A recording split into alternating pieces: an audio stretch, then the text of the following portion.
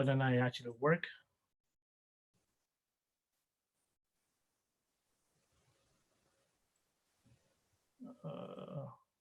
We are live, but not live in the right place again, I think. Shoot. That was what I was afraid of.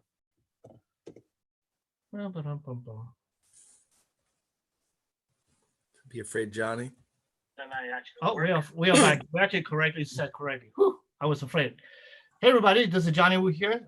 Today is again once again we do the interactive live chat with people and talk about filmmaking. And I was very honored today to get to have Dr. Scott Brosius joining us live. Scott, would you like to say hi to everybody? Hello, aloha. We are doing today a new type of testing. We're actually live on YouTube and Facebook at the same time. Say Facebook wise, we have 6 viewers, and YouTube we have 7 viewers. So that's not bad. You got more followers than I do. Thank you, viewers. And now we have Tyler say hi, Scott Morrison say hi, Wayne say hi, Rolling Stuff Films say yo. I have no idea who you are, but yo, watching. So a little bit background about Scott. He's been a good friend of mine for how many years now? 3-4 years? At least. Yeah. He's a wonderful director, talented actor, and he's also very well versed in cinematography and lighting and such. So, plus he also edited his own film. So he has been doing this for quite some time, and I always enjoy watching his kind of funny, but not funny, but sometimes grotesque funny, depending what genre and what mood he is on the moment, right? I agree. So, let's have everybody know a little bit more about you. Why don't you tell us who you are and how you've been doing filmmaking, and go from there. Well, I've been doing filmmaking since like 2001. My first film I decided to do was a feature, which is always a great idea for your first film. That's sarcasm. And that took me like 5 years to finish, and I would not recommend anyone look for it online, though it is on my YouTube page. Since then, I've got involved with the 48 Hour and started seeing how other filmmakers film, and that kind of brought me to the DSLR world, and that started making me learn about cinematography and making the shots actually look good. And then I started spending more time on making things sound good and lighting, and then through all that, the actor that was always on time, he always showed up, he was always dependable, was me. So at first I just had me in everything because I was the only one who would show up. Was that a sarcastic joke, or that's actually real? That's real, yeah. I mean, for several of my films, I people just wouldn't show, so like I was like, well, okay, I guess I'm going to play this role. So after I did that for a decade, I'm like, I kind of like acting, so I kind of want to do it. So that's why I did it. So basically you've been making movies for 10 years. We have actually somebody from Stage 32 joining us here, named Jason Brown. So hi Jason, how you doing?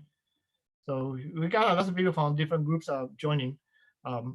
For you guys, if you have any questions, go ahead, type it in, and it takes about 30 seconds before we actually see it. And so this way you can type your question here, and throughout the process we can ask, and then Scott can answer. So what kind of camera did you start using with at the beginning? So my first camera that I had was a Sony TRV 120, and I had a Sony TRV 240. So my first camera that I had. I'm hearing a little echo. A Sony TRV. Sorry about that. Screw or something. But this is the first time actually trying with Facebook. So we have Pauline on Facebook, David, Mark Lee Pringle, and Wayne Wong also on Facebook. Aloha. So we got quite a bunch of people in all those places. All right. So how did you how do you create your idea? How do you put it together to make it work? For me, like, it always just kind of starts from having just a daydream or sometimes a real dream. As like when I did Giggling Johnny with you, I called up Johnny and I was like, hey, I had this weird dream and it involved you saying no to everything that is put in front of you. and Johnny's like, that sounds funny, let's do a movie. So a lot of my films just kind of come from what makes me laugh, I want to do it, and then maybe it'll make other people laugh. Okay, that's good. We actually have one first question from Rolling Stop Films. He has the same problem about people not showing up. So any tips of getting past that? Yeah, absolutely. So one of the first things I've done that really helped me have a consistent and reliable cast and crew is do cast and crew meetups. Obviously, during the coronavirus, that's impossible. But what I always like to do is I like to have meetups, a month before my shoot, maybe a week before my shoot. And, that lets me gauge who's late, who's on time, who stays to the very end, who stays till when I leave. It helps me understand what my expectations for these cast and crew members are going to be. And if they don't show up to the meetups that are fun, where we just kind of drink beer and hang out, I'm probably not going to rely on them, and I'm probably not going to write a big role for them. Because I want to make it so they're disposable, and if they don't show up, I don't care. But then throughout the whole years, you actually developed a relationship with all this cast and crew. Exactly. So they're always the people that you call for your projects. And so which one is the first project you did with besides yourself that you're doing the job? The first one that, because we all start off with our family, like not our film family, but our family. And, these are just kind of family and friends that, want to help you out, but they don't really love it. They don't understand that making a film is work. So the first film that I did, where kind of everyone just disappeared because they had a bad experience and it wasn't fun, was a movie called Ground Zero. It was a 48-hour for the horror, and it's basically a found footage where an outbreak of Ebola basically spreads across the world and people die of the shitting plague. Okay. It's called Ground Zero. So that's online somewhere? What? I'm sorry? The short film, is that online somewhere? Yes, it's on my YouTube. If you just look up Ground Zero on my page, you'll find it. It's actually pretty funny. And it's funny because, like I was saying a little bit ago, how sometimes I have to like fill roles in my crew. Someone was supposed to show up for that film. They didn't. There was no call, no show. We called them and called them and called them. And then finally I was like, you know what? I'm just going to do it. So like, that was really the first time that I really inserted myself in a major character role. And it kind of gave me back the courage to really start being in front of the camera again. Wow. I have a lot of questions flowing in right now, so I'm just going to ask you one by one. Sure. Wayne just asked this question too. He said, what aspect of film do you enjoy the most? Which do you feel you are best at? Writing, directing, editing, acting, or business marketing? Well, I'll start off with what I'm the worst at. I'm horrible at business marketing. And it's funny because I have an MBA. So I actually know a lot about business and how to run a business. I just don't like to. What I feel I'm good at, and this is kind of subjective, I feel I'm good at editing because technically I can show you that I'm good at editing. Technically, I can show you by definition that I can edit. But like, am I a good actor? I can't really say that. Am I a good director? I can't really. You're a good actor for sure, because you win so many awards all over the places. But like, to me, that's subjective. It's an opinion, but like editing, if I can compile a film in, set amount of time and make it look a certain way, that's a technical kind of like, bar or judgment. And, you could look at my videos and say, yeah, he can edit. Versus acting, some people are like, he's not funny. He's funny looking, but he's not funny.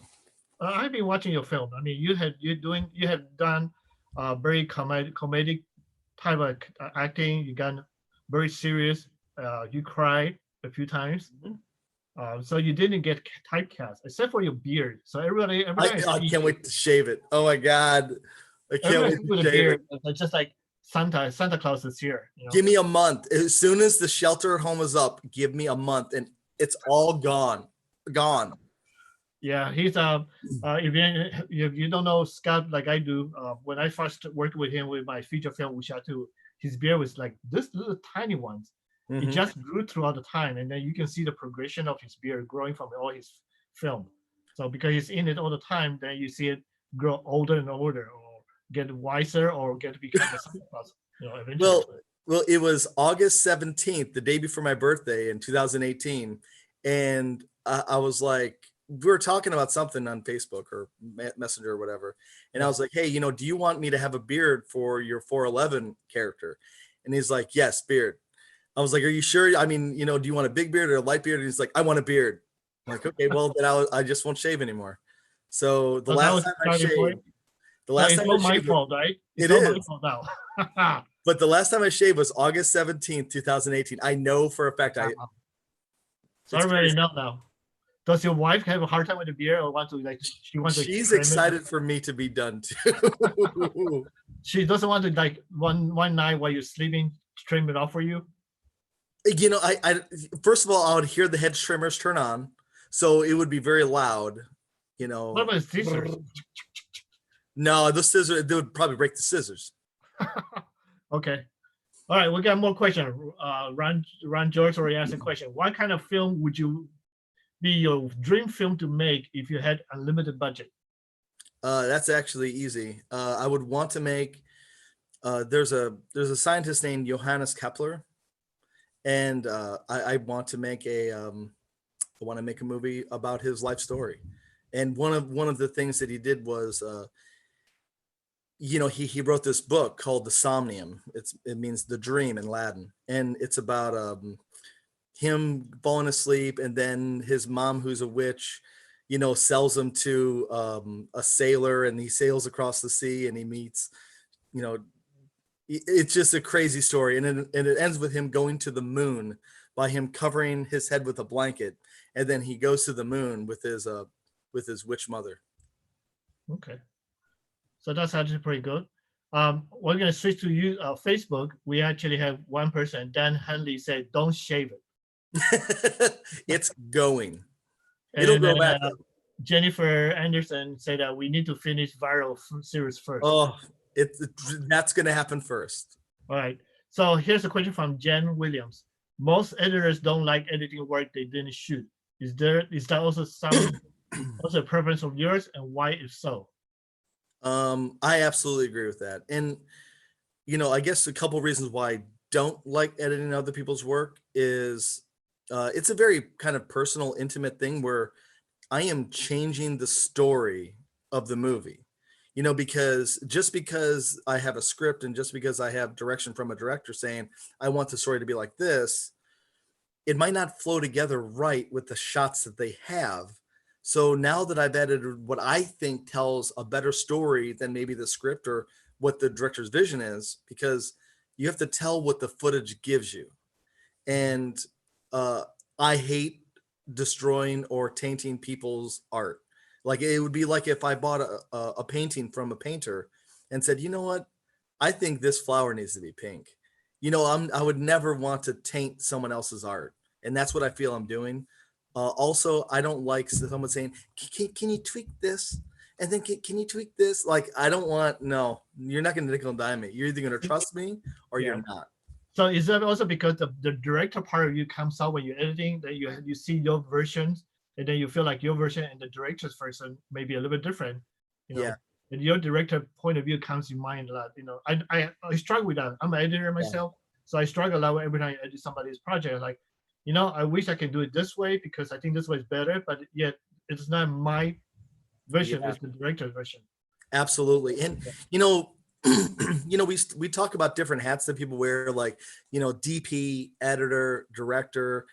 I really started off as like I bought a DV camera and I started editing myself. I started shooting myself, and I kind of always did everything. And now, like, I still always do everything. and I would like to think I'm better at it now. You know, but it's hard for me to say, you know, where does the line draw of, you know, where I would have a DP. I would still tell them what lenses I want to use. I would tell them what framing I would want to do. I'll tell them what, you know, what focal length to be at. I'll tell them what aperture to be at. Like, so if I had to work with a DP now, I don't know. He would either have to be someone that really intimately knew me, or it wouldn't be fun. I understand how it feels. You know, that's why you and I, when we work at the price, I Yeah. keep telling you, I am not a DP. Don't even ask Yeah. me things about DP. I'm just gonna be director, editor. You know, DP is you. You gave me ideas. If it works for Yeah. my vision, let's do it. If it doesn't work for my vision, screw you. But that's about Yeah. it. But I So, think that like a relationship between DPs and directors, you know, there has to be, and it's not even trust. Trust is not the right word for it. They compromise. have to understand the relationships and like that relationship. Right. Yeah. So over there on Facebook, Mark Lee Pringles has this question, text question. With what you have worked with, what is your favorite or easiest to work with? Green screen, blue screen, or Photoshop insert as a combination look? Mm, well, for a lot of these stay-at-home films that I've been doing during the quarantine, I've done some green screening. But what I use is I use a retroreflective material. So basically, you put like a lens on, like a LED light on the lens, and exactly where the lens is looking at, light bounces back to it, but you don't see the light anywhere else. So, you know, sometimes I'll use green, sometimes I'll use blue LED, you know, whatever works. If I'm wearing a lot of blue, I'm probably not going to use a blue LED. So it's just whatever works. Okay. So another question about editing from Dan Hunley. To piggyback off the editing question, did you ever find yourself having to cut something out that you really like, but it didn't make it to the finished product? Only every time. You know, I've read, and they call them darlings. Mhm. And, you know, I think every movie you have darlings, but, you know, as an editor and a DP and a director, like, I know as an editor what I need. So it's kind of like, as an editor, when I make a movie, I already have a shopping list. So generally, I don't have darlings anymore, Mhm. because I know exactly what I want, and I just get what I want. Now, when I'm shooting with my family, my 5-year-old and 7-year-old and my wife, um, I just have to use the best footage I can. You know, Yeah. it's harder. Yeah. I can't be as picky. So, kind of question from John Sweeney, also from Facebook. Many producers worry when a director edits his own work because they feel the director is too close to the material. What's your thoughts? Um, I guess I'll answer it like this. I don't know if I could let another person direct my film. You know, as because I'm also a producer. So, you know, if I write something, you know, I kind of have ownership of that product. I don't know if I can give that script or even that treatment to someone, say, hey, can you make this for me? I don't know if I could personally let go of that. And I think I would be the worst person on set if I did, because I would want to take control and, like, that's not the right lens for that shot.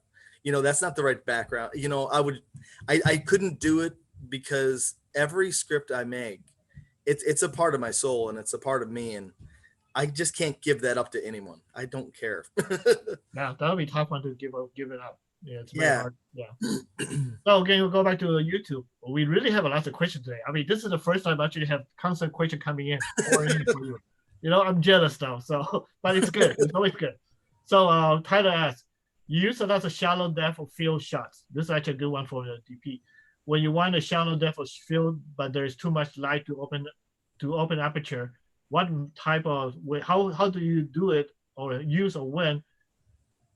For example, ISO, shutter speed, and filter. How do you make it work where there's a lot of lights? So, like, let's say that I want to do shallow depth of field outside. You have a couple things going against you, especially with the Pocket 4K. One, it has a really, really bad IR cut filter in it. So what you're like, what does that mean? What that means is when you start putting ND filters on sunglasses on your lens, it will start blocking out the UV light, but it doesn't block out the IR light, infrared. So everything starts looking kind of red or brown, like grass starts looking brown, black starts looking red. So it starts doing weird things to colors, and it doesn't do pretty things to skin tone. So if you have a good IR ND filter, or if you have a good OLPF filter in the camera, which I've upgraded my Pocket to have, then So you you want to do, talk about what's the meaning of IR and OMP, so people know what it means? yeah. So it's basically just a filter that's going to go inside your camera over the sensor that's going to hard cut any like IR light. And the reason why I could say I don't want that IR light is humans don't see an IR. So we don't really see infrared light. We feel it, but we don't see it. So to me, I'm fine cutting that because now I can have really nice skin tones. Now I can have green for grass. I have a guy wearing a black jacket. It's black and not red. And I can do that super shallow depth. And there's really two ways to get that shallow depth. Once you have that issue resolved, is you either have a long lens, like let's say 100 millimeter lens. Even if it's an f4 lens, it's going to be shallow depth. So there's lots of ways, and that means sometimes having a camera that's 20 or 30 feet away from your actor. Yeah, that's good. So Jason Brown from YouTube, sorry, he got this question. It's more about producer point of view, but Sure. that's why he asked, what are some of the most important things to prospective investors? Are they things like your business plan or your social media presence or what?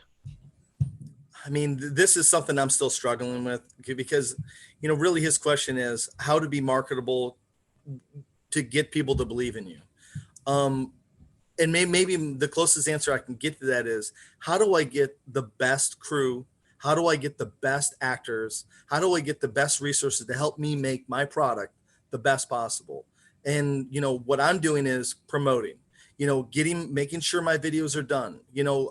I hear a lot of actors complain about, hey, I worked on this project for 2 years. I haven't seen my movie yet. I try to get the films out. They're going to give me my time. I want them to see the film in a month or two. So, And yeah. just having an online presence. So to also piggybacking what Scott said, most of the investors, they're more interested about their return of investment. And so if your movie is have a lot of value into it, and an investor can see the value, can be possible they can see a return investment. Sometimes the return investment is about money investment. Other time it's about the publicity investment. Yeah. So if an investor likes Scott, for example, if I like Scott so much and I have enough money to invest in his project, I will do so because I like him, and not because I don't care about the project going out to make money. But if the project make money, I'm much more happier. Right. Happier. So that's how it's always been. And for investors, a lot of the investors that I have in my film are the actors themselves, and they'll donate their, money to wardrobe and things like that. Right. They believe in me because they know I'm putting out films and quality films. Right. So on Facebook, I'm missing a bunch of questions because if I expand the picture. They believe in me because. Okay, I figured it out now. Oh my, finally. All right, so there's a whole bunch of questions out here on Facebook. First of all, let's see. Ryan Timms, what is one piece of kit you can live without? That I can't live without? You cannot live without. Tripod. That's it? Yep. Like I mean, it's the simplest, stupidest thing in the world, but most of the shots that I do are dramatic shots. I do shallow depth of field. So I'm shooting like really, really shallow where I have maybe an inch of focus. And, you're not going to handheld that shot. You need to be on a platform. You need to be stable. And for me to get shots like that, I have to have a tripod. The funny thing is, I have known you. You and I have worked together since 2018. Mm-hmm. You started with one thing, one product, one gear, to 2 gear, to 3 gear, to 4 gears. Now you have a whole. Look at back at his. If you ever see behind his shoulder, there is only. I think that's only what 1/3 of gears that you collected so far. Oh, this is nothing. I have I'm almost a studio. Yeah. It's So silly. It's silly. it's silly, but it's kind of funny too. And to me, it's a little funny. Tim Hill said this. I asked this question: how do you choose a certain length for certain shots? So how I like the lens is I lens more like a photographer than a filmmaker. So, I'm a traditionalist. I kind of like, if you look at Alfred Hitchcock, you look at Ridley Scott. My goal is the longer lens possible. So, for a wide shot, if I can just do 24 millimeters or even 35 millimeters, that's what I'm going to do. If you're going to ask me what type of lens you want me to do for a close up, what lens can I fit in that building? If I could do 200 millimeters, I'd do 200 millimeters because it's subject isolation. It controls the background. It controls the foreground. It does beautiful things. So I got three series of questions for you. In pre-production, you'll become the producer, right? Yeah. What is the most difficult thing during that process? Location. Oh. Getting a good location locked down is to me the most difficult thing. And when I say good, I mean, it's good parking. Maybe it's close to food. Maybe it has a bathroom that's accessible to everyone. And then maybe the owners of the property, they love what you're doing and they support you. And if you run over 2 hours, 5 hours, 6 hours, they're like, keep on going. You stay as long as you need to get what you need. We want you to be successful. Like getting a location that wants you to be successful, that's the hardest thing for me. And okay, so as a director, what is the hardest thing you encountered? Getting the shots that I want. I mean, because there's so much going on when you do a shot. Like every single clip. I care about the lighting. I care about the mood of the shot. I care about how the foreground looks. I care about how the background looks. I care about, then I have to care about the performance. I have to care about the framing, the composition. So because that's because you're sitting between you're sitting with two different hats. Exactly. The director and DP hats. Exactly. Yeah. So, to me, like how I would define what a director should care about. To me, a director should care about just the performance. They should be focused on the actor. They should be focused on what the actor is doing, how they look, are they in character? Are they interacting with their surroundings properly? And then to me, the DP, they should be in charge of the majority of the crew, that is making the shot, making, the lens choice, making the lighting choice. The DP should be the person that is worried about composition, framing, angles, things like that. But I do both. So A little bit harder. I can't really, it's a hard one to separate and to answer. Yeah. So same question.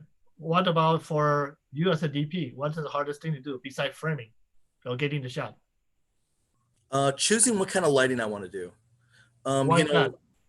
Well, you go into a location. Do you want to reflect? Do you want to add light? Do you want to just try to use natural lighting? What kind of shadows do you want is really the question for me as a DP. How do I want to use shadows? And, sometimes I want to use a lot of shadows and it's impossible in that room. But so what about, go ahead. Sorry.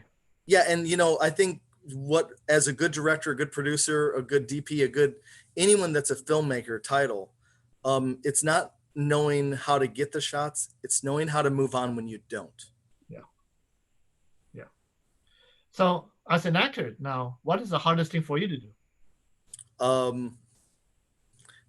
To recognize if I'm doing a good job. Oh, I thought you were going to say to memorize the line. Oh my God, I'm the worst. I'm the worst. Anyone that's ever been on set with me that has seen me do lines, I'm the worst. I'm the worst actor. Like I would never hire me. I would never. Don't worry, I can memorize lines. That's why I agreed to do the no only. That's the easiest thing to do. And even I screw up a bunch of times. So yeah, he flubbed it once. He's like, yes. I mean, yeah, no. So okay, then what about as an editor? What is the hardest thing you had to do? Honestly, like I constantly am trying to challenge myself to do things that are hard, like green screening. I don't do it a lot. So, for like this last month, I've been doing these films with my family. I've wanted to do green screen a couple times because I don't have a strong competence in it. So I wanted to get more competence. So I did it to push myself and to pressure myself. Doing stuff in After Effects, stuff that, I've never done before. I want to push myself and pressure myself and see what I can do. So I would say as an editor, I feel that editing is the strongest part of what I do, which is funny because I never thought that would be my strength, but I really spend the most time doing it and any part of production. And I also give it the most love. That's good. So, okay, we have one more question. I'm going to show you. I show a bunch of pictures of your set. Oh, no. Oh, yeah, to answer me, you can tell us what you guys were doing. Sure. Tyler, actually, there's two more questions here. Tyler asks, your films have a very distinctive look. I can recognize your film just by the look. What do you think contributes to this unique look? I think maybe two things. One, I love shallow depth. And two, I love long lenses. If I can, the longer the lenses I can use, the more I will. And maybe another thing, a lot of my shots are, I really care about things being stable. I don't like, I like gimbals, but only sometimes. I like jibs and cranes and sliders, but I want things to be very technically and mathematically smooth. Well, that's good. Another question here from Rolling Stop Films. How do you approach working with your actors? Any method you prefer? I guess, and my day job, I'm a project manager. So, a lot of my philosophies on how I treat crew and cast and actors, whoever, is kind of comes from my day job. And how I try to look at it is I'm part of their crew as much as they're part of mine. I have a specific job that I do. I have a specific role that I do, but I'm on their team too. And, I want them to know that, their opinions matter, their voice matters. And I want to make sure that they're leaving that set happy. I want to make sure they're leaving that set and they want to come back. And that could mean it's ice cold and miserable, Jennifer. That could mean it's, sweltering heat that's just unbearable, Tim Hale. I punished myself and actors in such horrible temperature and conditions, but we're all in it together. And to me, as long as we're in it together, we want to come back together. Not like the same way you in my set when we shoot everything in the winter outside the snow in a very, very low 20 degrees environment. And yeah, I always make it a rule, like the director should never be the first person to complain. In fact, they should be the last person to complain. Well, I'm the first person to complain all the time on my set. But you're Johnny Woo. Maybe. All right, I'm going to show a fun pictures. We got thanks for Ron George providing all those pictures. Oh boy. I did not show it to you because I want to see your impression when we share that. Give me a minute to see how they work out. Okay.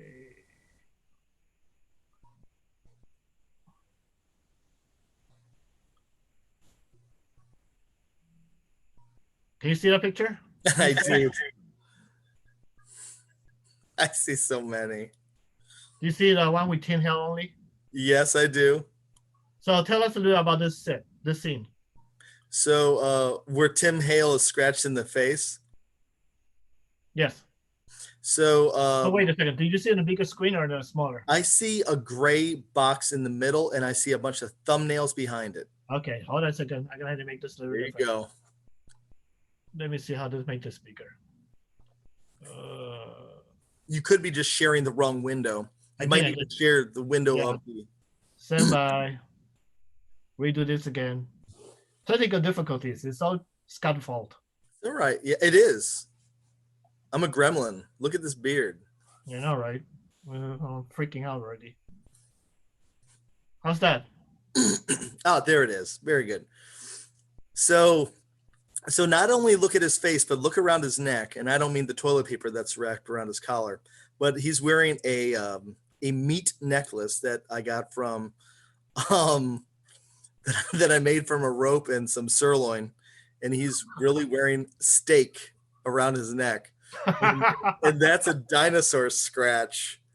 And that movie is actually being scored right now by Eli Manos. We're hoping to actually make some serious progress by next week. Cool. This is called the American Time Traveler 2. It is. It is. All right. So next picture. This is from the same movie. We're out in the hall. We had to be making Alicia's like neighbors like, what the hell is going on in there? And look at my beard. You could actually see my neck. See? Yeah. Oh wow. Look at that. It was 1 year ago. Oh, so this is Chains of Burden. This was maybe the most grueling shoot I've ever done in my entire life.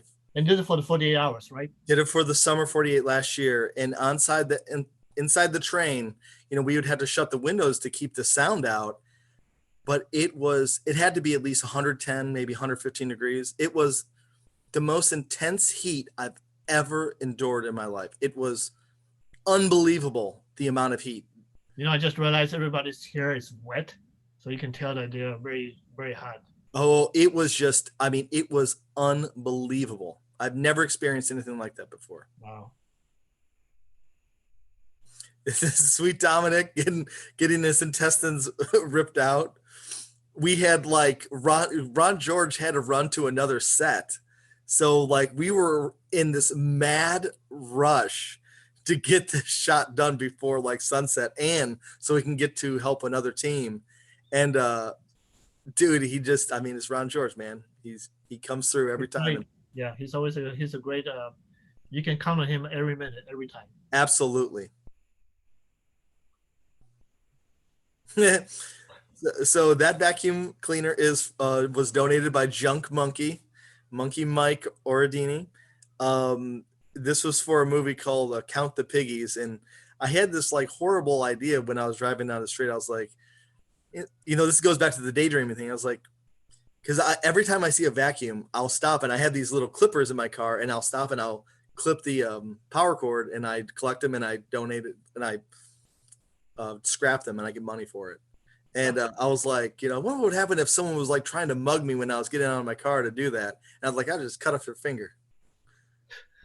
So I made a movie about it. Interesting. And this is the poor, because he's obviously a bank robber, so of course he has this is not coronavirus. He has a bandana like a burglar gunslinger. But you can see my camera's on a jib, and I have my my sound guy that is a C stand, because often I'll do my own sound because I'm that guy.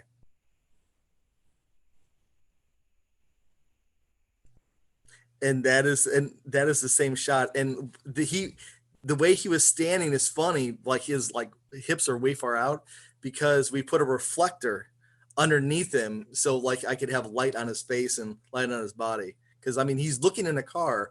Think about how well illuminated he is. Yeah. Kind of magic, right? I love it. This was a movie.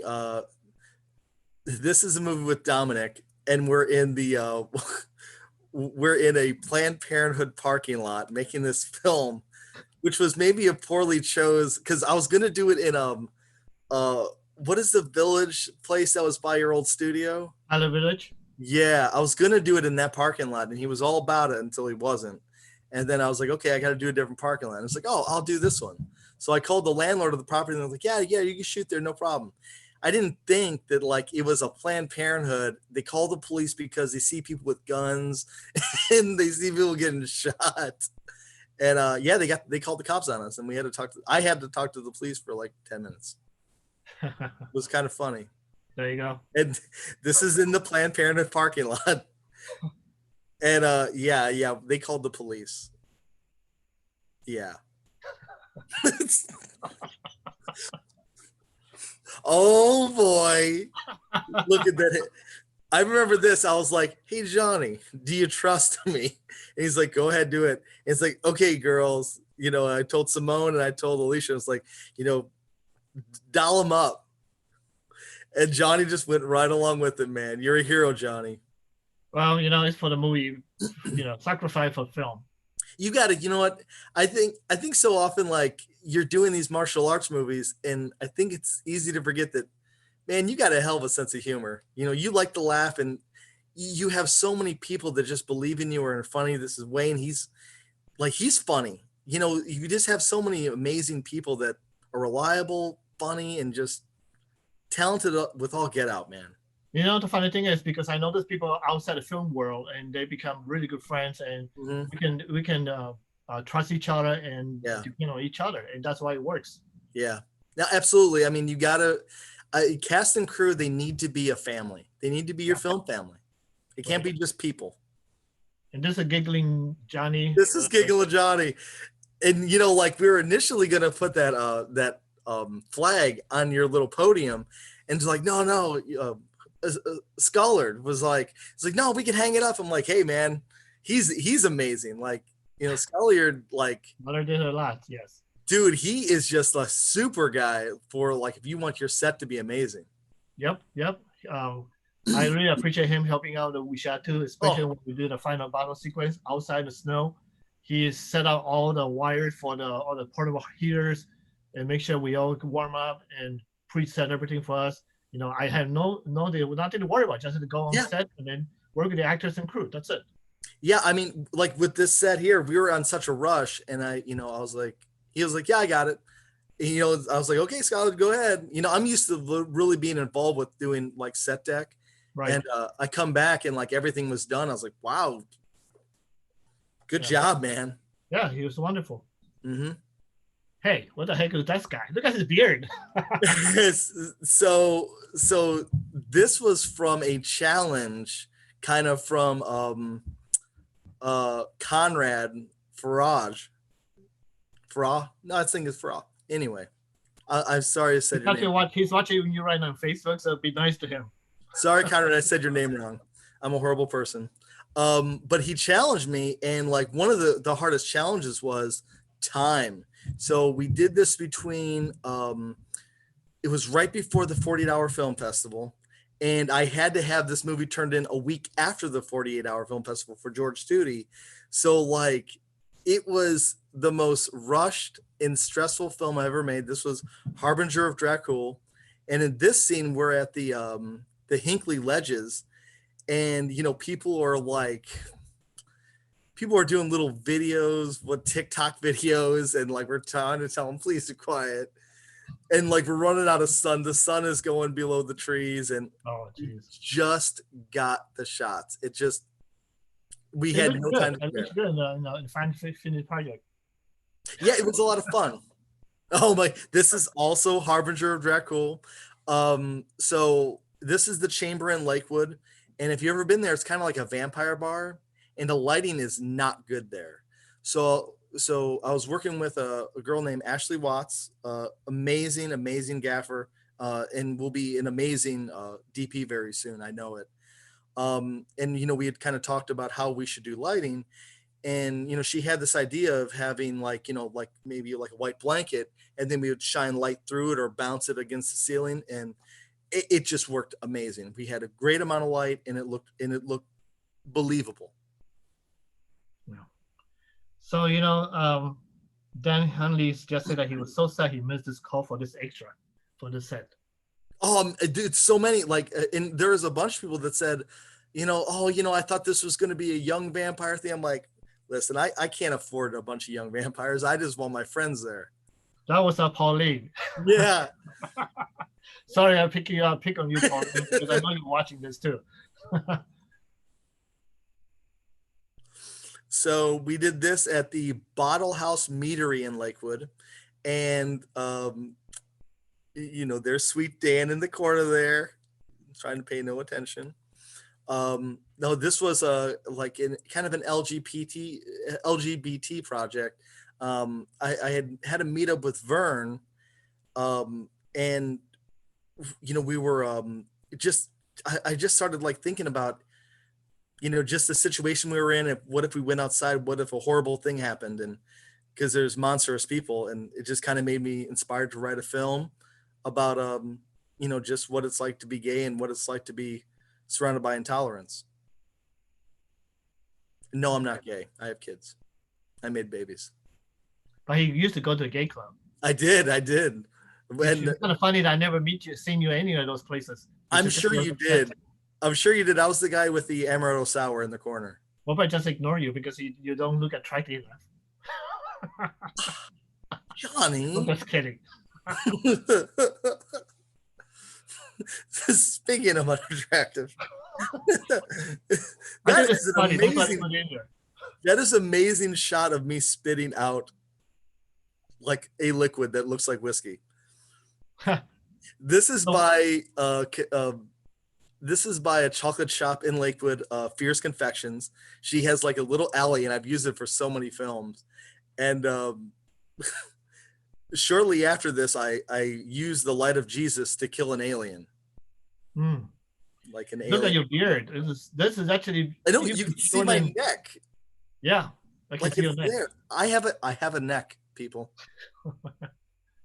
And so this is like one of the first times I worked with Ron and we really got to do something fun. If you look, so I had a beard and I was like, I told Ron, I was like, I want to do some like really cool makeup. Like like I'm scarred, but I want to shave around my beard, so it looks like, there's parts of my beard that didn't grow back. And he was like, yeah, let's do that. So he was committed and I was committed. It was a little colder than I wanted that day though. So I just saw Pauline's comment on Facebook. She said that she did not want to be the old lady in the club. Laugh out loud. Well, I was the old man in the club. Bill Grossman was there. Look at that. That's almost no beard. Well, this is the same shot. So how I did this film, like I'd never really done slow motion before, and I wanted to do. I Amazon rented a Sony RX10 Mark whatever. Rented, quote unquote, right? Exactly. Because I wanted to see what it would be like. So it was neat because it did like really, really like high quality, super slow mo, but it would only do 10-second bursts. Wow. But at the speed that it was doing it at, it was like absolutely like this was sort of from a movie. This film and like the last picture was from Spark in the Ashes. That one. That's actually Scott. I actually could recognize you at first. Then right now I realize who you are. Yep. That's before the beard grows so long. So Ron and I wanted to have a shot of like Alicia in my nanner suit. She's a guinea pig, by the way. She's a guinea pig. So we made her, because I wanted to get a shot of her like laughing at her breaking character. So we made her do this fucking shot for like, I don't know, 20 minutes. And finally she's like, did you get it yet? And like Ron knew what I was doing right away. Like I kept on looking at it. We were like smiling and laughing at each other. But like she never caught on until about 20 minutes. Haha. Poor Alicia. I do torture Alicia. I feel I torture a lot of my friends, but I make Alicia cry a lot. I know that she's almost become typecast by you. I know, dude. I've always making her cry. I make a lot of people cry in movies. So I feel so bad about this one because like Alicia, like, she doesn't want to get dirty. It's not her thing. And she doesn't really like blood or gore that much either. So I'm like, well, we're going to cut off your face for this 48-hour film. And she never complained. She never like complained about it. She's like, okay. So we get there and it's kind of cold. And it's like, okay, what we're going to do, we're just going to smear blood all over your face. And we did it. And then she's like, okay, can I go wash off? No, we need to retake it maybe 2 more times. So I tortured her for like a half an hour in the cold with a face covered in blood. Oh, geez. Sorry, Alicia. Whoops. This was from a film I did from the Vile series that I'm making into kind of like a short feature. I did this in January for the Fun Mill Festival and Competition. Scott Morrison, an unbelievable gaffer and just just an amazing eye for like composition and photography. And he helped me do the shot, and we used canned aerosol stuff. And actually, I'll give Conrad another nod. Like, I'd never used it before, and Conrad was like, "Yeah, man, why don't we just use like the spray aerosol?" I'm like, "What's that?" And like, we never used it when we did Harbinger of Dracul. I just didn't have the time, but I kind of kept it in my brain. I was like, I want to use that again someday because that sounds really cool. And I didn't really believe in it. And me and Scott Morrison, we played with it, and we were like, "This is just awesome." Like, look at the flashlight trails. It's so good.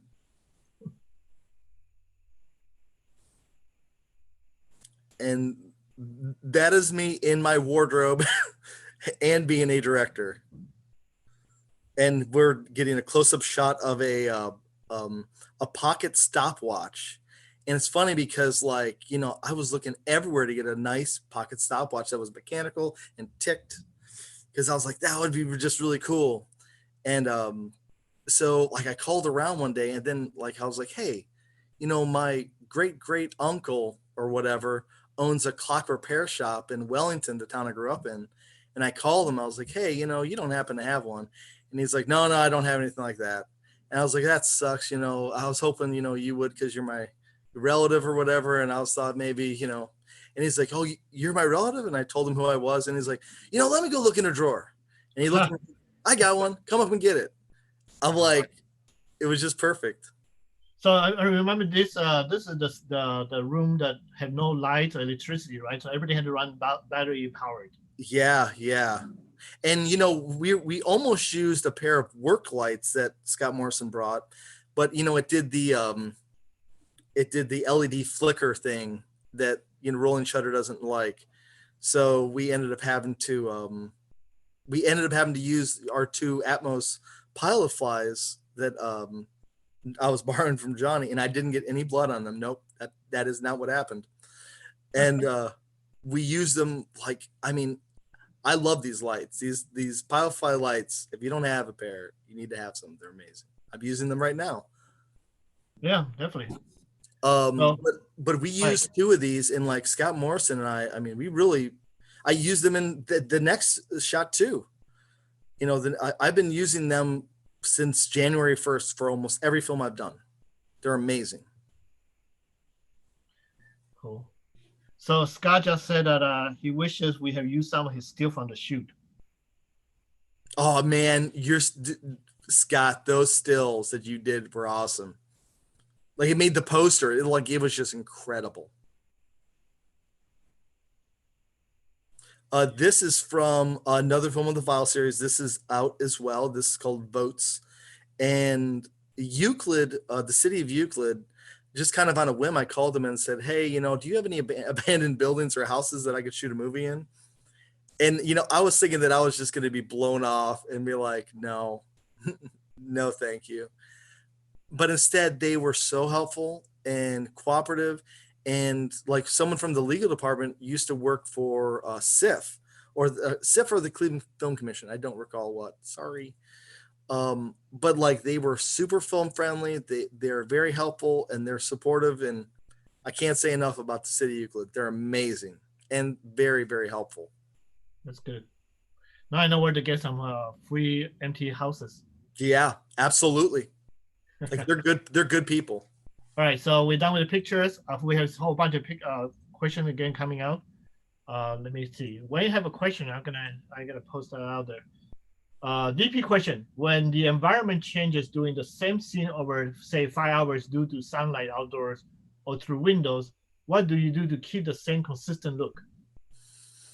Well, I'm an atheist, but I would say pray. Actually, like, a funny joke. So like one of the last pictures you showed where we were in the city of Euclid house, it was just a rough shoot. It was cold. And like, I forgot a close-up shot of the main character's wrist. And I was like, oh man. So I called the actress up and I was like, did you wash it off yet? She's like, no. And he's like, you know what? Can I come to your house and can we shoot it? And obviously her house had lights that were tungsten. They weren't just like natural lights. They weren't reflected. So what I did is I tried to look at some of the shots and then try to find an area in her house that had similar shadows and light. And then I shot it in my Pocket 4K does raw. So when I got home, I just tweaked the color temperature settings, and then you would never know it. It's just sometimes you're lucky, but you just got to look at the shadows. It's the shadows that'll get you. Try to match shadows. So we are almost at the end of the interview here. I just have one or two questions for you. As a filmmaker yourself, and you actually do everything from directing, DPing, producing, acting, editing, so on together. What advice do you give to all the new filmmakers or all the upcoming filmmakers coming out to do filmmaking stuff? I would say don't limit yourself by your fears. And that's you don't have a good enough logo, you don't have a good enough company name, you don't have a good enough camera, you don't have a good enough location. You look at the films that I've done for the past month and a half. I'm shooting in my backyard, I'm shooting here. Is it the location that I desire? No. But at the same time, every film I do is an experiment of, what can I do as a filmmaker? What can I do as a director? What can I do as an actor? So to me, doing too many films is never going to be bad. And people remember you by your last film. So I would say, make your last film good. And if your last film was bad, make another one and another one and another one. And eventually your last film will be a good film to remember you by. So where can people see your stuff? I have a White Midnight Films page on Facebook. I also have a White Midnight Films Instagram, although I'm not active on it as much as I should. I know this. Shame on you. I know, I'm horrible. I'm the worst promoter ever. That's my weakness. I'm a bad. That's what we're here for. We help to promote people. We help to promote you. Hopefully people enjoy this. Yeah, and then I have a YouTube channel. So I call White Midnight. Yeah, so on Facebook it's White Midnight Films, Facebook, / White Midnight Films, and then for YouTube it's YouTube / SE Brosius, and then it'll take you to White Midnight Films. Okay, so you can find it. Good. All right, thank you guys for watching. Hopefully you guys join us again next Monday. We actually gonna talk to Ron George, our in Cleveland most south visual effect artist, right? I think it's the most south. His schedule is like booked every year from January to December, nonstop. Man, he's legit. He's my boy, and he's taught me a lot of stuff too. Because I do make effects too. So see, look at that. He's a one man person. You come to Ron, man. Like that interview is going to be awesome. Yeah. So James Gabby Bernie on Facebook said your YouTube is SE Brosius. Yes. So make sure that's correctly done. So, but I thank you guys for watching us, and Scott, thank you again being here with us. We appreciate that, and we'll see you guys next Monday. Thank you. Bye. And okay, how am I going to end this thing? We're just awkwardly staring at the camera.